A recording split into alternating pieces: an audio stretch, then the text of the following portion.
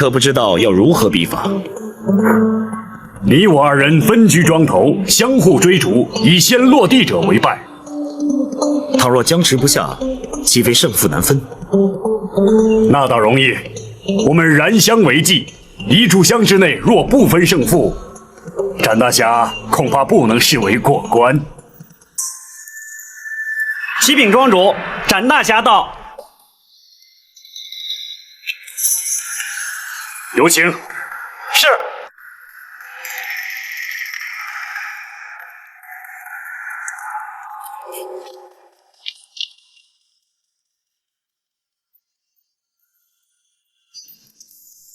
南侠展昭亲临仙空岛，卢某未曾远迎，还望展大侠休要见怪。詹某不请自来，失礼之处，还请庄主海涵。好说好说，来，请坐。庄主请。请。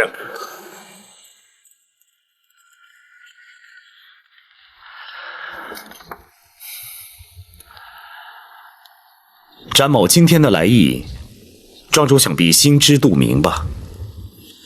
不错，请恕詹某直言。詹某与吴蜀无仇无怨，纵有冤仇，也应该依江湖规矩，而不该惊动官府。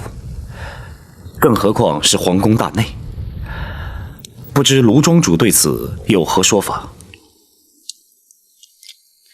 展大侠应该心中有数，我弟这么做就是为了御猫二字。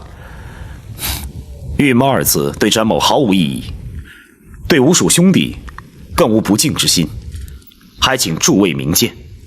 可我们五弟却不这么想。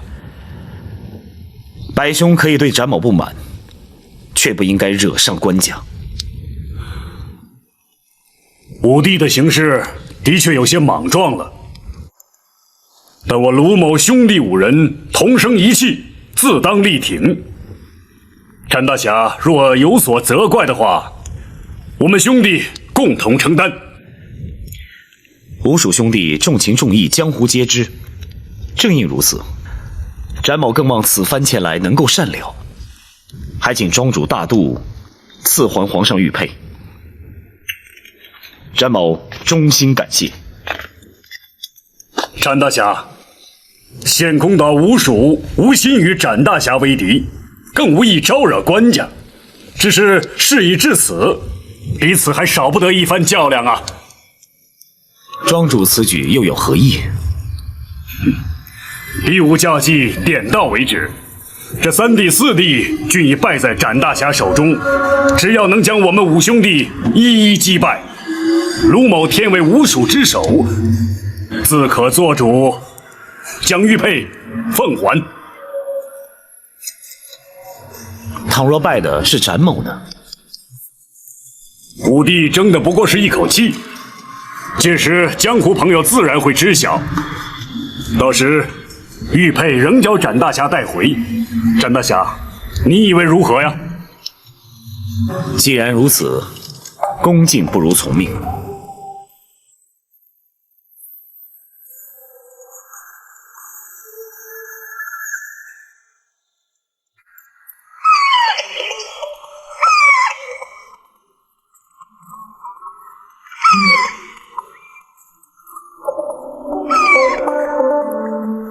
庄主要比的是这木桩刃。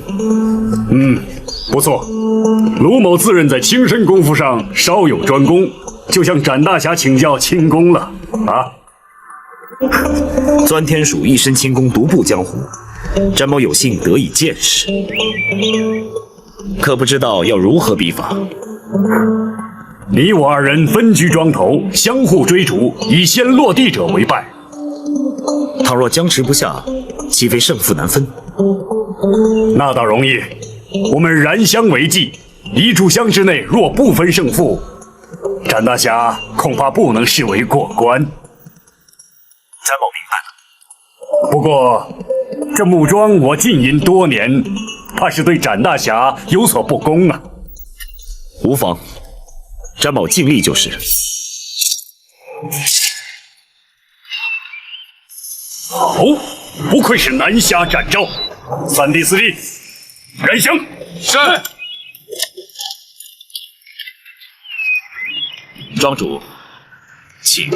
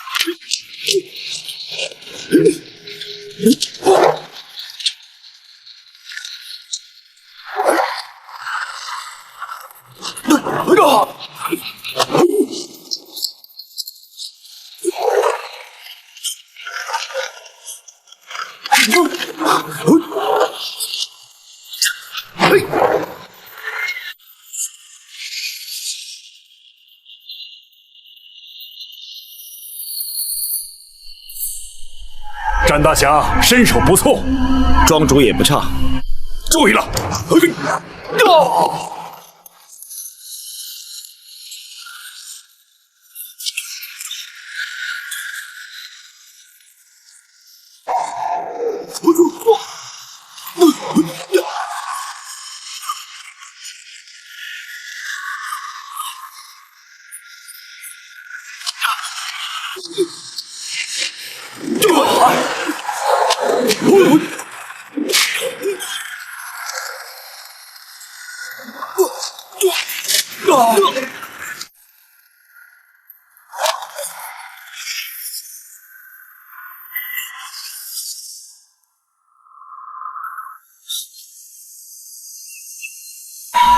詹大侠，没有时间了，庄主请留神。战争好计策。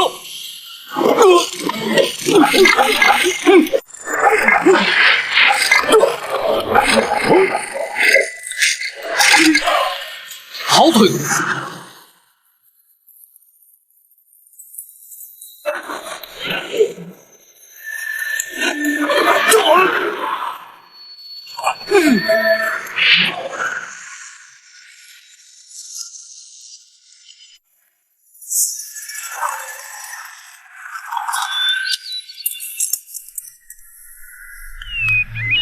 卢庄主，承让。卢某输的是心服口服。等我，这儿，啊，还那儿，那儿也有。等我，这方圆10丈之内，我都布满了地雷。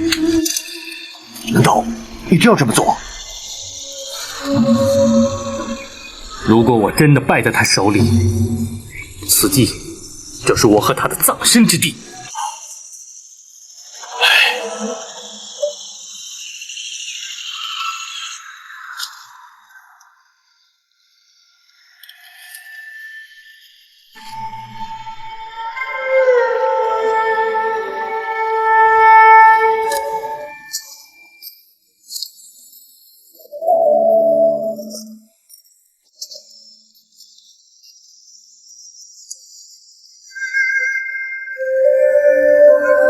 老夫人请用茶。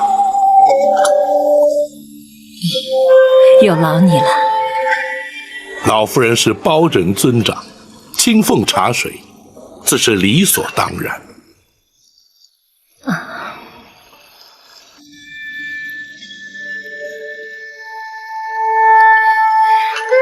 20年来，让老身总算有了依靠。可惜我双目失明，无法亲眼目睹你的容貌，终其一生只能凭空臆测了。老夫人请宽心，老夫人失明的原因，学生已然明了，或许能找出方法，让老夫人尽快复明。哦，有可能吗？有可能。据学生所知，的确有类似的患者，在经过诊治调养之后得以痊愈。果真如此？公孙先生，老夫人，请务必帮助老身眼睛复明。老身还想在有生之年看看许多人、许多事，尤其是想看到那些陷害我的奸人得到应有的报应。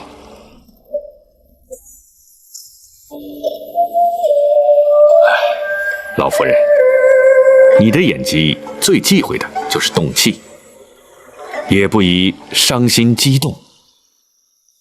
还请老夫人多多保重，以便于学生为老夫人诊治。啊，医者之言不能不听，老身遵命就是。学生不敢。旅途劳顿，老夫人多事休息，稍后仍要赶路啊。好，你们去忙吧，别招呼我了。是。你们4个在此，随时听候老夫人差遣。是。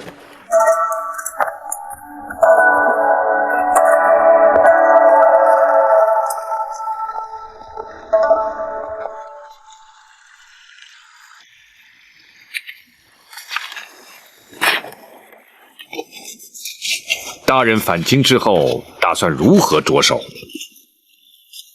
公孙先生估计，太妃娘娘所言之事，真假如何？学生以为90%是真。不错，本府也如此认为。不过，太妃娘娘所言之事，除却亲身经历之外，其他全都来自陈琳。大人对陈总管又知道多少呢？陈琳虽是皇上多年，甚至可以说，皇上在宫中是由陈琳一手带大，故而皇上尊封陈琳亚父称号。既然如此，皇上登基之后，陈琳为何没有向皇上陈述当年的往事呢？这一点本府就不得而知了。不过皇上登基不久，陈琳就告老还乡，想必他自有道理。大人，学生以为，若想查明当年往事，恐怕还得从陈琳身上着手才是。不错，太后与郭槐乃是太妃娘娘口中的奸人私党，想必不会自成罪行。回京之后，本府立刻查明那陈琳的退隐之处，也好寻他问明真相。除此之外，还有一个人是关键。八王爷。大人与八王爷私交甚笃，大人何不直接请教于八王爷呢？不行，此案牵连太广，轻则朝野震惊，重则动摇国本。本府必须先以言语试探，再伺机查询。大人顾虑甚是。这些事也的确是多事之秋。大人陈州督镇铡了庞玉，白玉堂却同时夜闯进宫，盗配流书。如今大人更是在无意之间查得一桩惊天动地的陈年旧案，接下来只怕往后大人要更加劳心劳力了。既识君路，忠君之事，本府理当尽力而为。只是展护卫只身独闯陷空岛，究竟能否追回玉佩，却让本府颇为挂记呀。学生相信，展护卫绝不会有负大人所托。但愿如此。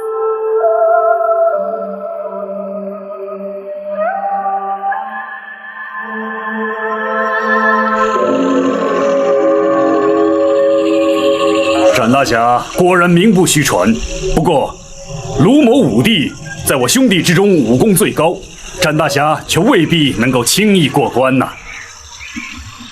锦毛鼠白玉堂武功精湛，名震江湖。詹某无心与白五爷较量，若白五爷肯赐回玉佩，詹某敏感五内。展昭，我入宫盗佩为的就是你。你既然来了，这场比斗就免不了。詹某与白五爷并无过节，白五爷又何必苦苦相逼呢？哼，毛鼠乃是天敌，展大侠又何必明知故问？玉猫二字是皇上所封，詹某无意对吴蜀不敬。江湖朋友却不这么认为。那好，詹某承诺，从此以后永不用玉猫二字。可却堵不住江湖上悠悠之口。詹某已经退让至此，那白兄言下之意又该如何呢？你我分出高下，定出胜负，除此之外，别无他法。武帝，大哥，事关吴蜀名声，莫再相劝。既然如此，詹某就向白五爷讨教一番。比武切磋，点到为止。大哥，刀剑无眼，江湖中人又岂会在乎？不过，先请几位哥哥退出10丈之外，以免妨碍展大侠施展。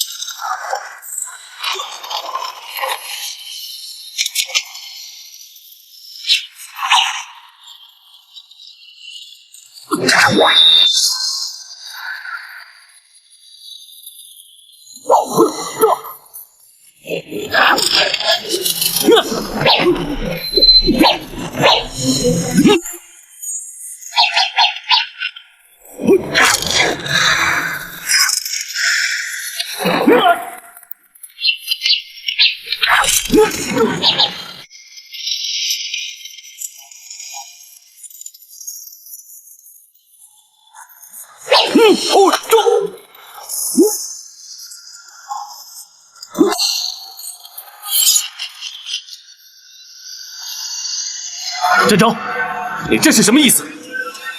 白兄意所何指？你为何剑不出鞘？你是存心看不起我白玉堂？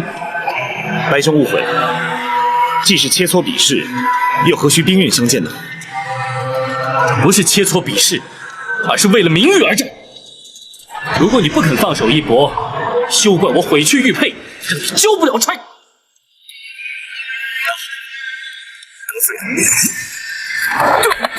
来得好！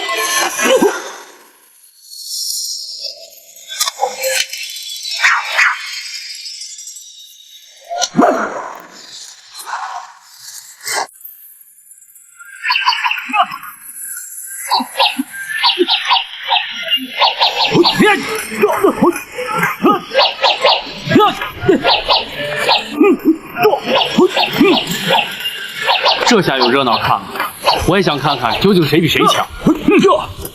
展昭似乎未尽全力啊！看着形势有点怪。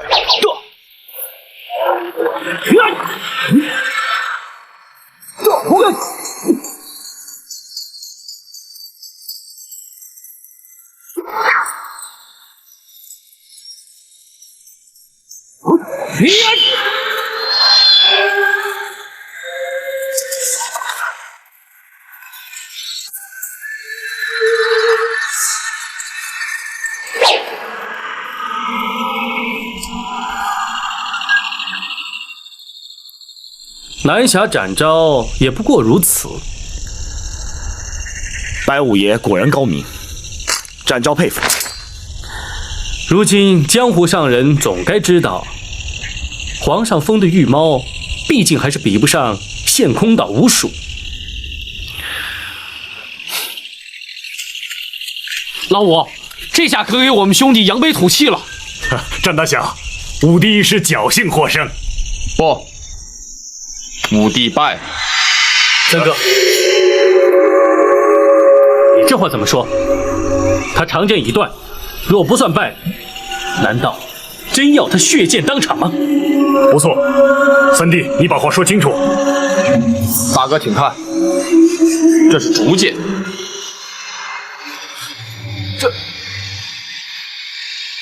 展昭，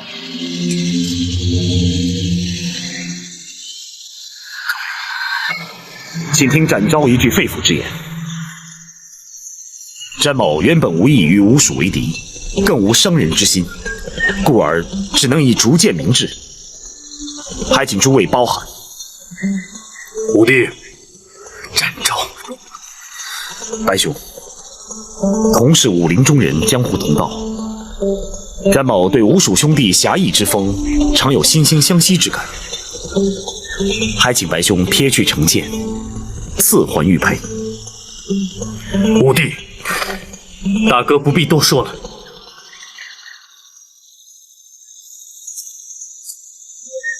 二哥，我来了，我来了，老五，你赢了。不，啊，我输了。不过，不是输在技不如人，而是输在气度。南侠之所以称为侠，我白玉堂今天总算见到。白玉堂输的无话可说。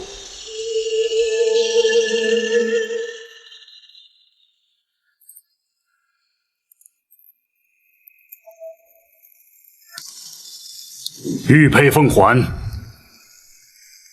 吴蜀势力莽撞之处，还望展大侠不要怪罪啊！吴蜀兄弟信守然诺，展某佩服。惭愧，为了这个虚名，险些断送了吴蜀的声誉。这武帝之错，也就是我五兄弟之错，还请展大侠回京转禀包大人。如果朝廷要追究刑责，吴蜀绝不会逃避，随时接受包大人的惩处。罗庄主，请放心，玉佩是由白五爷主动奉还，展某答应庄主，绝不会将他缉捕归案。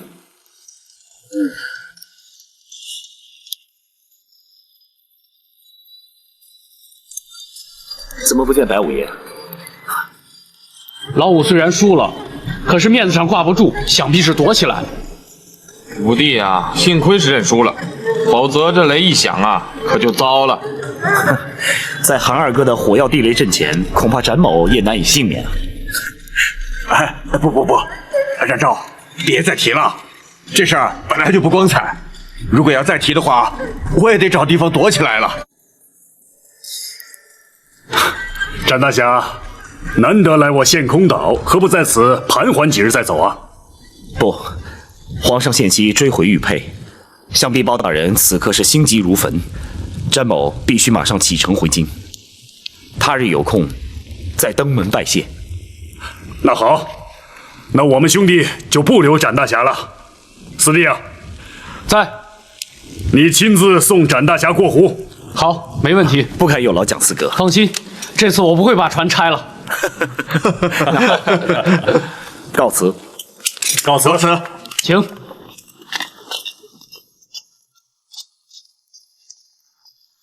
这展昭果然是个英雄豪杰呀！哎，二哥，武帝要是没认输，你真也抱着地雷？这个嘛，哎，我可是告诫过你，不准用这地雷啊！啊，哎呀，我就实话跟你们说了吧，反正武帝也不在这儿，我埋的呀，那根本就是空地雷，它没装炸药啊！你呀！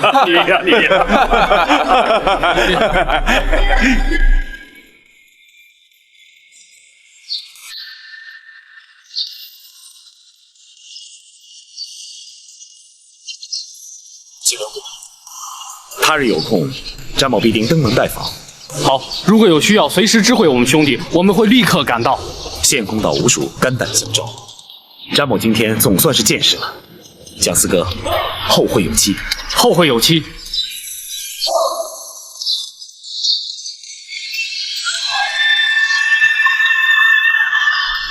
好一个羽毛展昭，在下心服口服。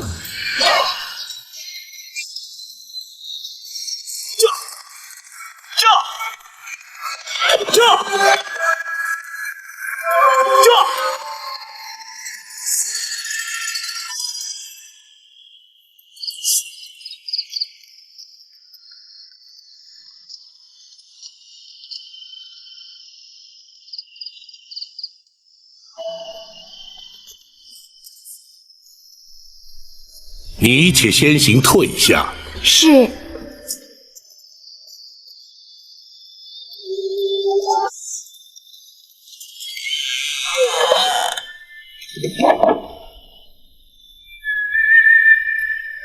娘娘，府衙内并无女眷，这厢房乃是为包拯嫂娘来京暂住所备，不周之处，还请娘娘见谅。无论是何处，都要比那破屋强多了。包青口中的嫂娘是何许人？怎么会有如此怪异的称呼？回娘娘，包拯自幼父母双亡，乃是长嫂带大，故而以嫂娘相称。这倒颇不寻常。嫂娘之于包拯，虽无生育之恩，却有养育之情，故而包拯始终以人子之礼视之。包青能视长嫂以孝，的确是难能可贵。所谓百善孝为先，无怪乎能成为朝廷支柱，社稷栋梁啊！娘娘谬赞，包拯只是略尽本分而已。哀家可羡慕得很呐。娘娘请宽心，一旦全案查明，彻底平反之后，娘娘定可以与皇上重续天伦。然而在此之前，还请娘娘多加忍耐。哀家自知此案难办，所谓事不关心，关心则乱。也罢，哀家一切静待包青安排吧。是，包拯立刻着手。你奉旨陈州督镇返京，为何不进宫，面圣交旨呢？若非奉诏，夜不入宫，乃是宫中的体制，包拯岂敢不遵？再者，惊扰圣驾总是不该。明日早朝之后再做禀奏也还不迟。他可是个好皇帝。皇上年事虽轻，却老成持重，称得上是一位仁德之臣。那就好。哀家20年前总算是和他见过一面，那时候他才7岁。不知现在长成什么模样了。皇上英武威仪，与先皇颇为神似。是吗？哀家恐怕永远也无缘亲眼见到他了。娘娘请宽心，公孙先生博学多闻，医术精湛，包拯相信他定能令娘娘双目复明。那就寄望于他了。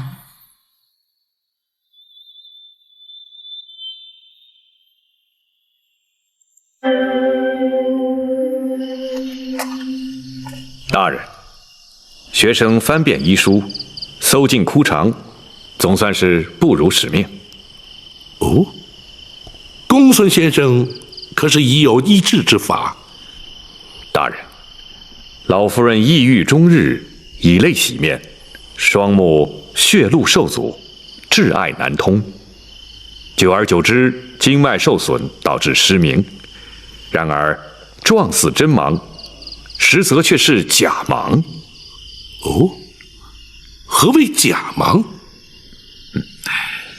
老夫人的失明只是暂时，而非永久。学生若是以金针过穴之术打通血脉，再佐以活血明经之药，滋补调养，学生确信当能痊愈。如此甚好，就劳公孙先生明日一早就开始为娘娘诊治。是，学生遵命。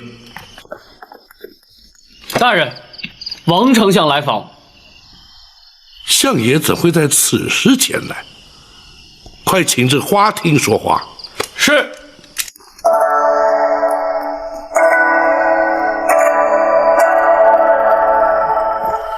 相爷请。相爷，请坐。相爷营夜来访，可是有何急事？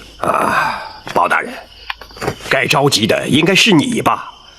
你怎么反倒像没事人一般呢？相爷此话怎讲？皇上下旨要你去陈州督镇，你怎么竟然把安乐侯庞玉给铡了呢？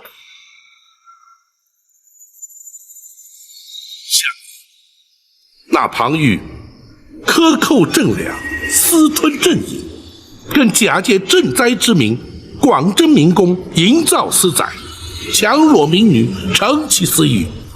数十万灾民非但未蒙朝廷恤灾之力，反遭欺压荼毒之害。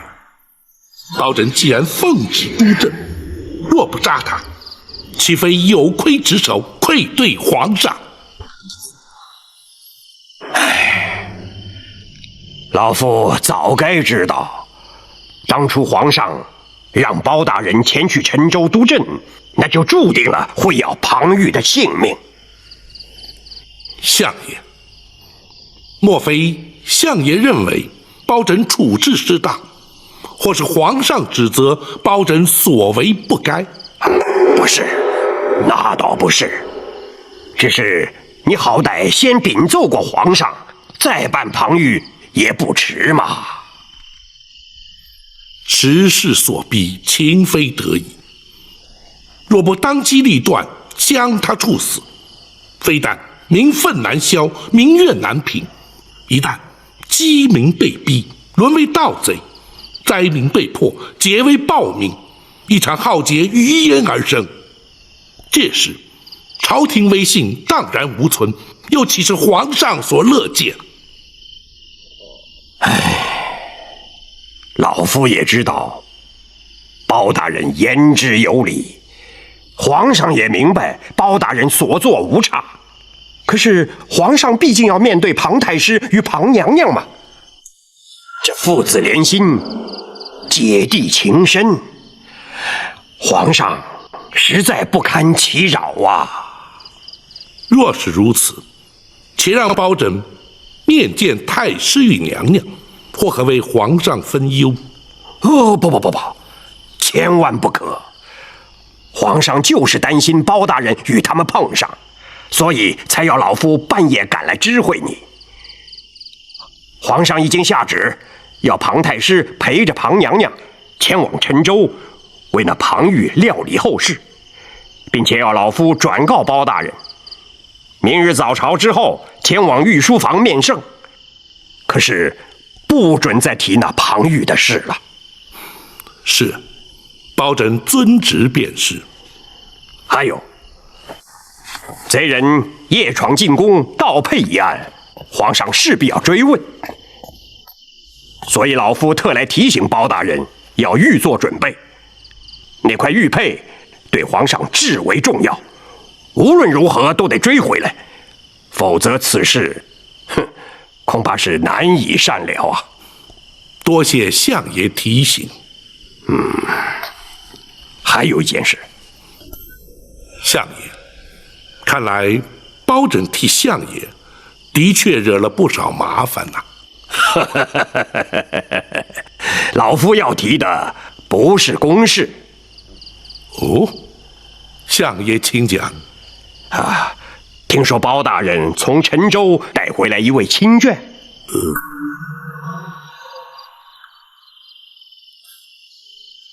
相爷何以得知？包大人一向公而忘私，夫人家小均在泸州老家，从未进京。这回从陈州带回一位亲眷，反倒轰动了京城啊！相爷取笑了，那是包拯一位失散多年的远房亲眷。哦，失散多年，得以重聚，倒也难得呀。相爷，这位老夫人不幸双目失明，大人将她带回京城，是要学生为老夫人治疗。哦，那能治得好吗？学生尽力一试。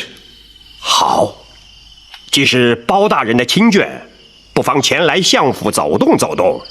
老夫那位夫人呐，可是出了名的好客呀。是，多谢相爷抬爱，包拯日后定当安排。好，皇上交代的话，老夫都带到了。老夫想说的话也已经说完了。包大人连日奔波，想必累了，老夫不多打扰，就此告辞。包拯恭送相爷。不，你知道，老夫最怕麻烦人了。是，包拯遵命，相爷好走。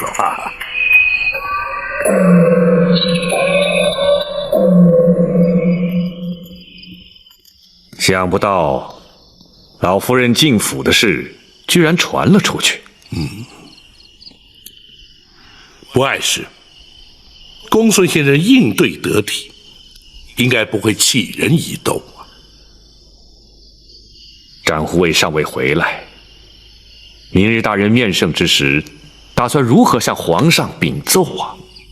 实话实说。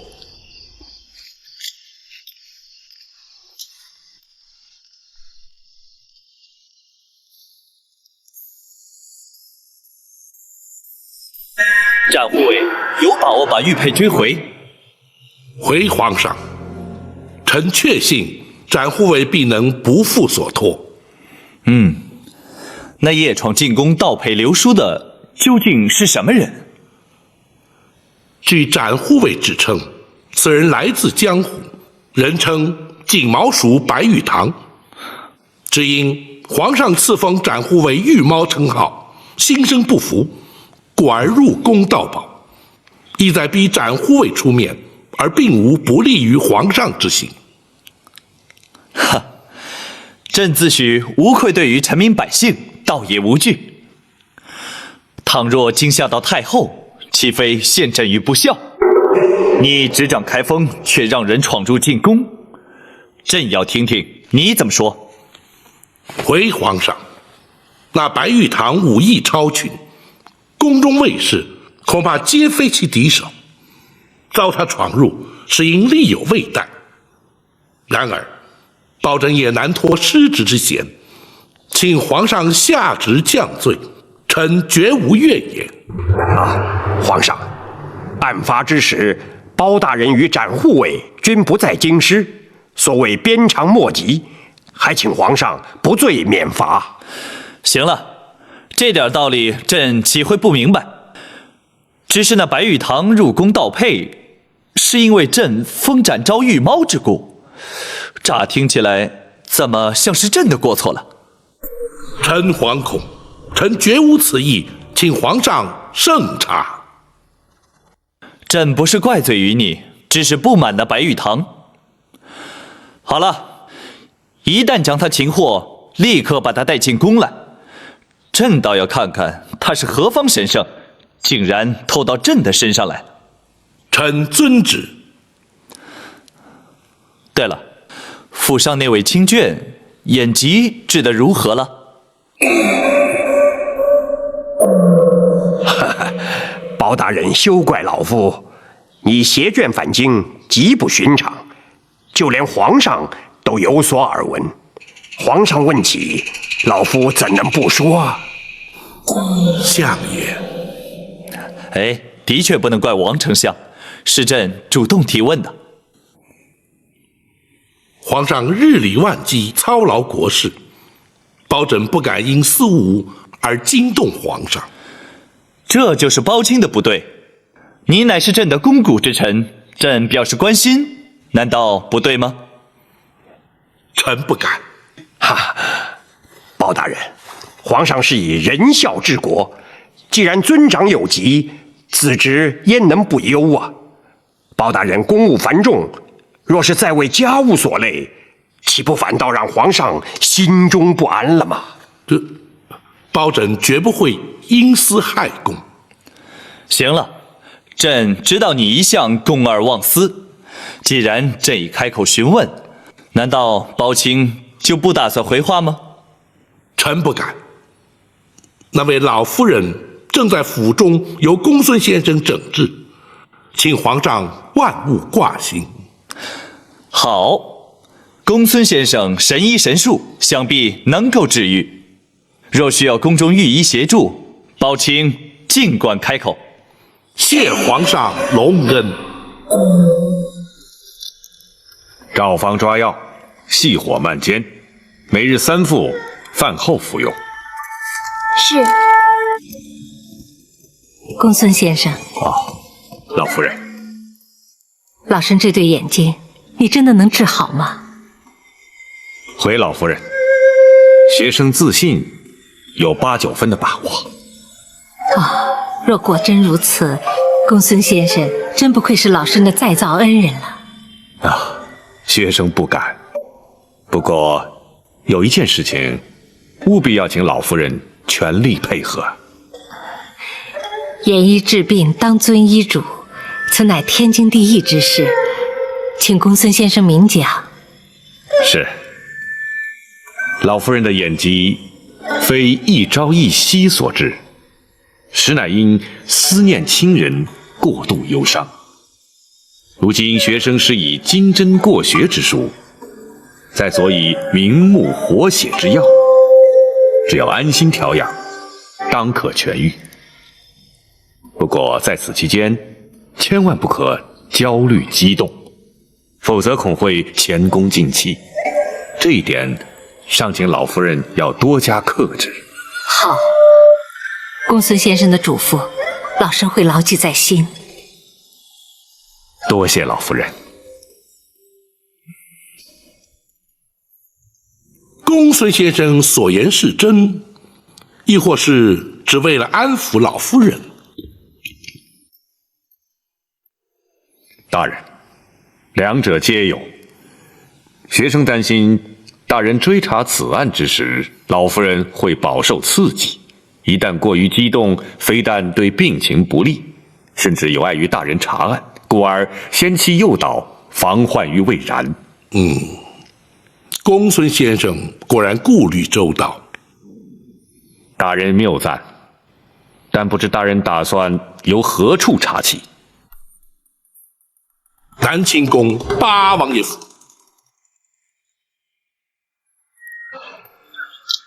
包大人若再不回来，本王可就手痒难耐了。果儿陈州事了，包拯就立刻赶回京了。哦，哼，没想到包大人也会口出狂语啊！不该，不该呀！哈哈哈哈哈哈！王爷怎知包拯所言不实？哎，贼人夜闯进宫，盗配流书，惊扰圣驾。包大人难道不是为了此事赶回来的吗？的确难逃王爷法眼，正是为此。追查的如何了？展护卫已前往追击，日内当可将玉佩追回。那就好。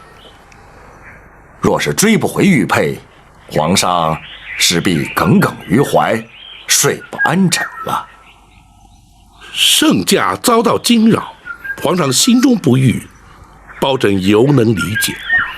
为了一方玉佩，让皇上耿耿于怀，却让包拯不解。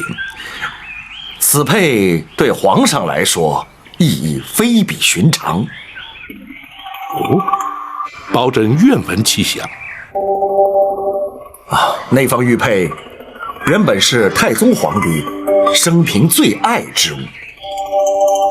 先皇被立为太子之时，太宗皇帝便以此玉佩相赠。如此说来，那玉佩乃是先皇传于皇上的遗物。哎，不，皇兄当年将此佩赐予了一位宠妃。哦，但不知是哪位娘娘？是，往事已矣，人事全非，不提也罢。那么玉佩又怎会到了皇上手中啊？皇上7岁那年被选立为太子，进宫之日，偶遇这位皇娘，二人一见投缘，便以此佩相赠。自此，皇上终日随身佩戴，从不离身。此佩被盗，皇上自然难以释怀了。先皇遗物辗转重回皇上手中，也可称得上是冥冥之中自有天定了。这位皇娘对皇上期许甚深，而以仁孝2字相勉，这也是皇上立志以仁孝治国之因呢。难怪皇上对这玉佩如此在意。但不知那位皇娘如今又在何处？20年前便已因故身亡了。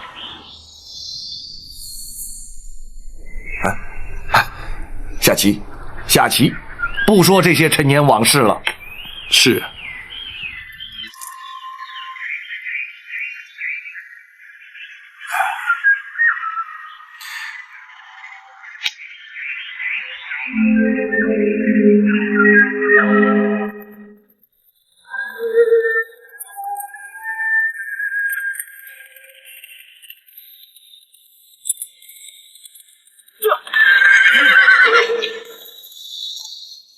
展大人回来了。大人可在府中？大人去了8王爷府。公孙先生，公孙先生还在府中。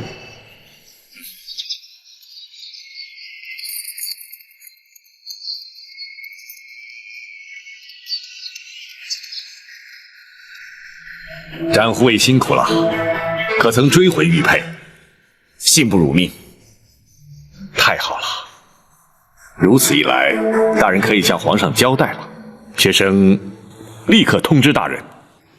且慢，展昭有一事要和公孙先生商议。展护卫，请说。玉佩虽然追回，詹某却没有将白玉堂带回来。啊！在大人回府之前，还请公孙先生帮忙想个对策。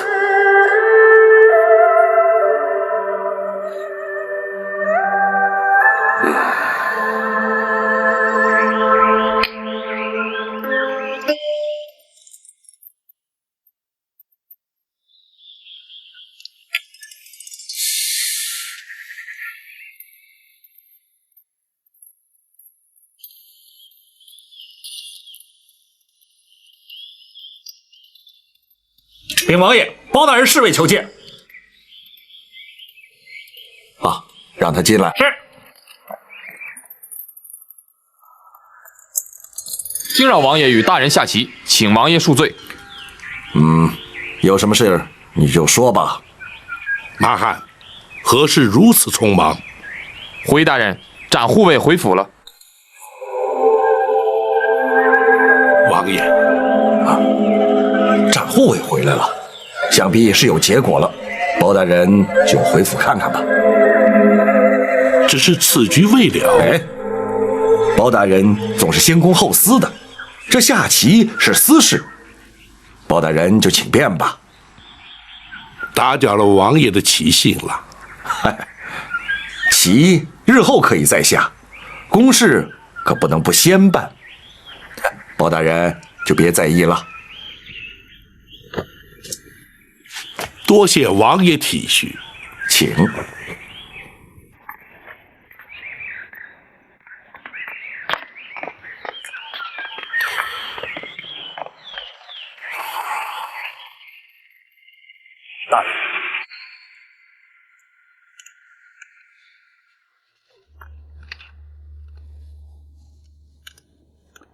没想到这块玉佩之中，竟然藏有如此多的纠葛。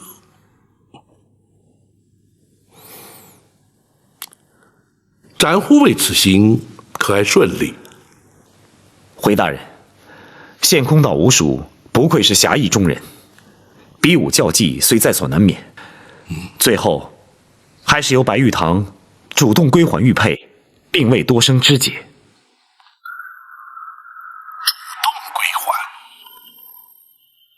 白玉堂入宫盗佩，旨在展昭，目的既已达到，自然不再刁难。那白玉堂如今又在何处？仍在仙空岛。展护卫因何不将他一并带回归安？大人，白玉堂素无恶行，入宫盗宝也仅是一时冲动，故而属下并未将他带回。然而他夜闯进宫，惊扰圣驾，盗佩流书，行径嚣张。无论是否一时冲动，违法犯纪，却是事实。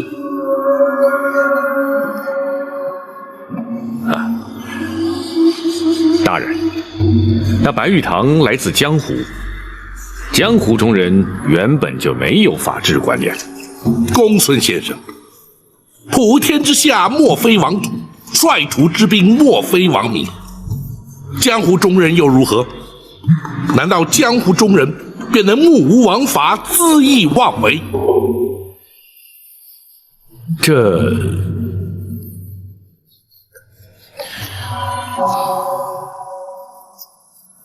展护卫，本府知道你也来自江湖，然而却随本府成为执法之人。倘若江湖人便可不遵王法，展护卫又将如何执法，如何服人？大人，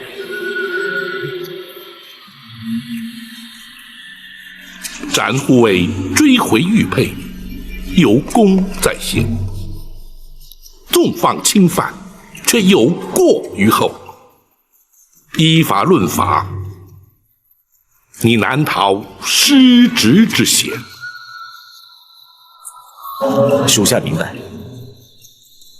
大人一向知法守法，执法护法，然而展昭遵从的却是江湖道义，与人之常情。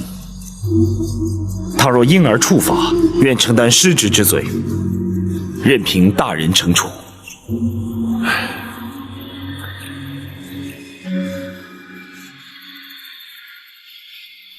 大人，白玉堂虽然误触法网，却并没恶意，主动归还玉佩，更足见其以蒙悔意。即便是依法纠办，也该有情节轻重之分，蓄意与否之别，还请大人明鉴。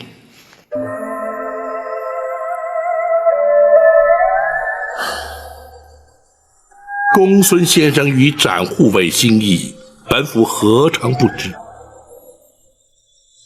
只是那白玉堂违法事实，本府绝不能坐视不管。至于判罚是轻是重，却并非本府所能左右啊。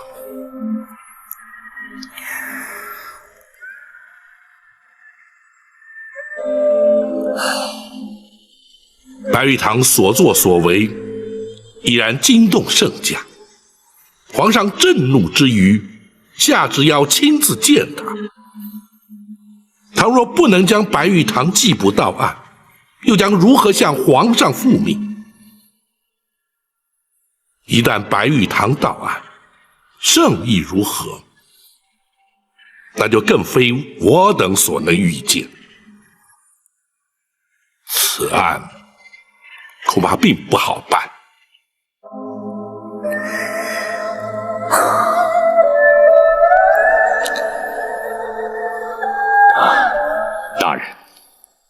大人何不先入宫还配，然后视皇上动静再做决断？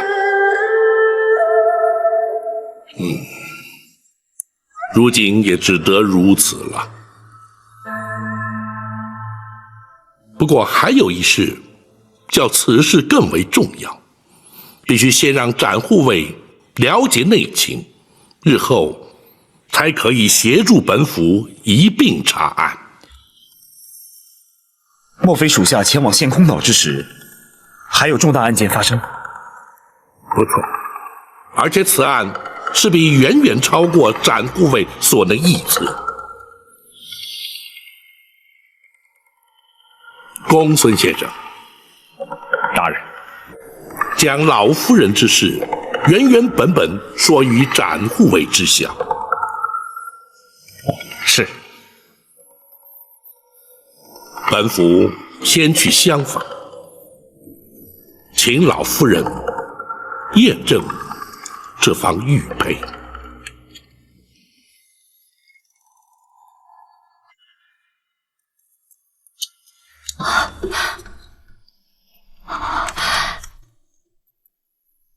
是他，是他，错不了。20年了，哀家做梦也没想到，这块玉佩还能出现在面前。娘娘目不能视，何以如此肯定？自从哀家被打入冷宫，日夜盼望先皇能够来看看哀家，听听哀家诉苦。可是先皇从来没有出现过。冷宫估计，这块玉佩变成了哀家的唯一寄托，于是终日把玩于手掌之中，根本无需观看便能认得出来。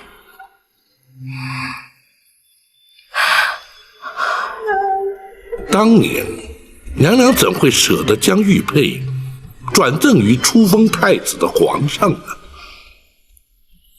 一则哀家对皇上的期盼已成了绝望，二则对皇儿一见如故，虽不知他是自己的亲生骨肉，哀家将思子之情完全倾注于他的身上，所以哀家才将这块玉佩转赠于他。娘娘当时恐怕对先皇已无恨意，否则也不会仁孝二字期许皇上啊。宝卿，你如何得知当年哀家对皇儿所说的言语啊？回娘娘，皇上自登基以来，始至以仁孝二字治国。再者，八王爷也已向包拯提过此事。八贤王已知，哀家还在世上。不，八王爷不知道。包拯以为时机尚未成熟，故而未向王爷禀报。还请娘娘勿怪。既然哀家将此事全部交给包拯处理，一切就听你的安排。只是何时才是时机成熟呢？皇上对娘娘所赠玉佩，真如至宝。包拯想借机试探圣意如何。同时，陈琳陈公公也已告劳退隐，必须查明他如今的居处。唯有待陈琳来到，查明所有相关细节之后，方可谓时机成熟。届时，包拯定会想出办法，让娘娘的冤屈一并平反。哀家一切就听包钦安排。谢娘娘，还请娘娘赐还玉佩，包拯也好进宫复旨。真没想到，他会将这块玉佩一直珍惜爱着。包钦说的对，皇儿一定是位仁德的好皇帝。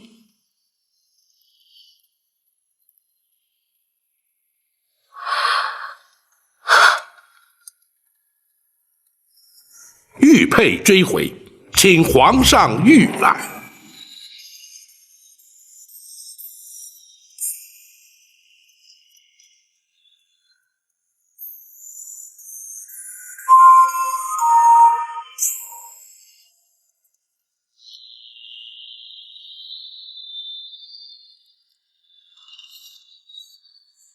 不错，正是此佩。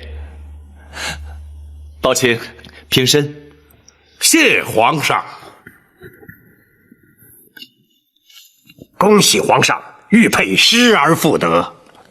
是展护卫追回来的？是。展护卫安在？为何不随包钦一起入宫呢？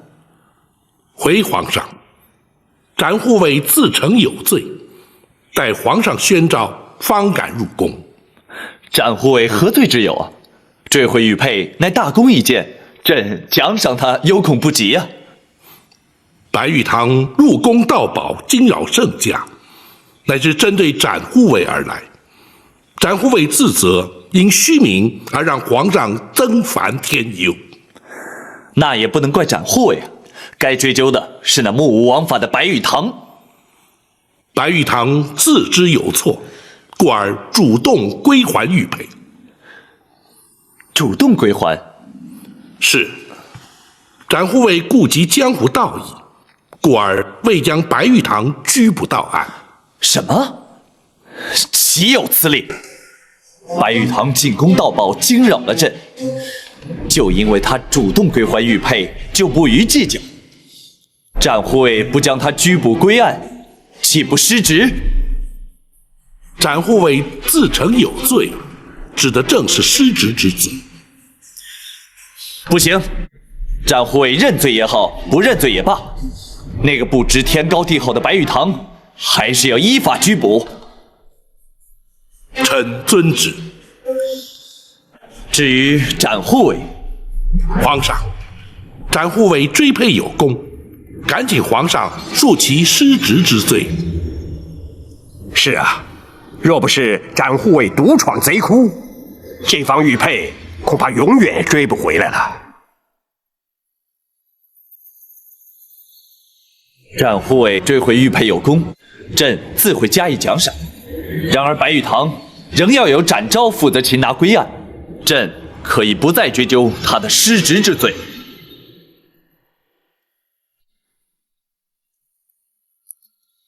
皇上坚持要展护卫把白玉堂抓回来。我不会去抓他。可是你若不抓，皇上是绝不会善罢甘休的。那只有听凭皇上了。展护卫，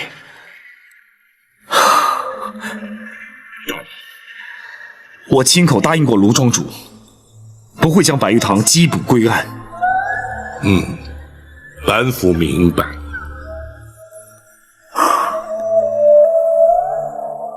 那大人打算如何向皇上回复呢？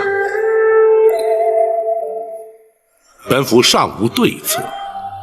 哦，可是展护卫，老夫人一案，展护卫可都明白了。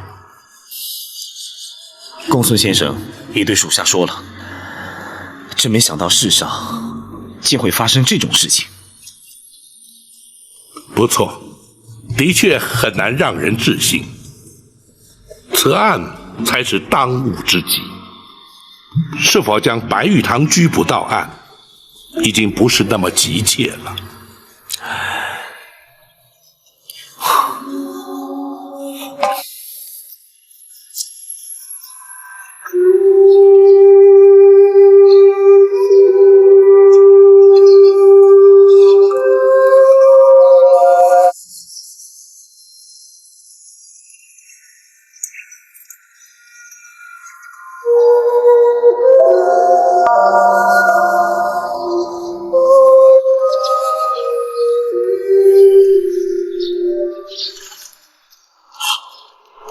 糟了！这下可麻烦了。二弟呀，什么事你慢慢说。老五他走了，走了？去哪儿了？他留了封书信，你们自己看吧。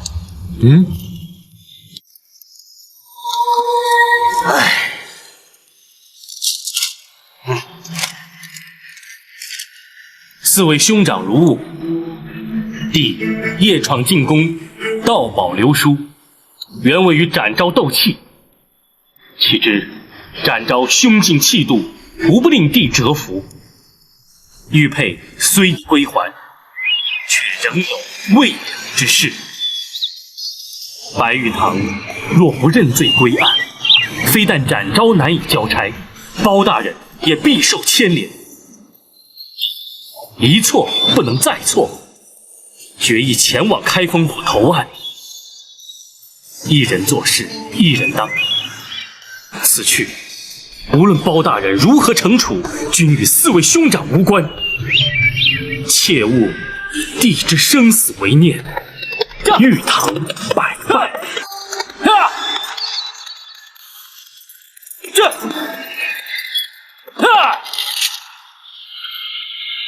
不妙啊！五弟去开封府投案了。五弟是不是疯了？如果包大人真定他的罪，他非死不可。是啊，大哥，这下麻烦可大了。大哥，我们把他追回来。不，五弟的脾气大家都知道。他既然决定去开封府投案，就算是追上他，他也不会回头。那我们也不能眼睁睁看着他去送死啊！三弟，平时你最为冷静，你说说，我们该怎么办？如果他存心去死，我们就随他去。老三，你这说什么话呀你？是啊，三哥，我们是磕过头的结拜兄弟，说什么也不能不管呀。三弟啊，你这个说法谁都不能接受，这也不像是平日的作风啊。大哥，按我平日作风，我会怎么办？有难同当，有福同享啊！我现在正是此意。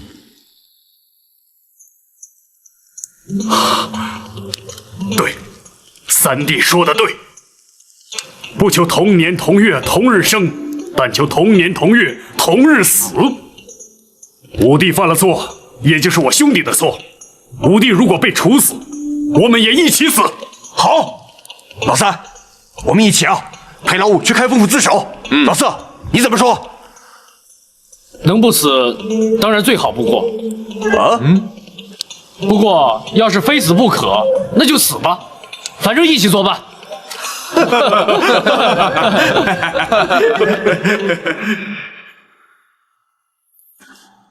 本府今日在宫中，已查得陈琳陈公公的退隐之处。公孙先生，学生在。明日寻个名目，让张龙、赵虎出京，带着本府手书前去将他接来。要想查明当年情形，非他不可。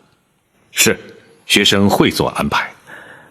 大人，可有用得到展昭之处？太妃娘娘的安全，还是要劳展护卫负责。府衙之中虽然戒备森严，但仍然不可掉以轻心。属下明白。在陈琳回京之前，本府会与八王爷多做接触。倘若能探得他的口风，对日后也方便许多。大人，拘捕白玉堂归案之事，若是皇上下旨催办，大人打算如何应对呢？暂且顾不得了。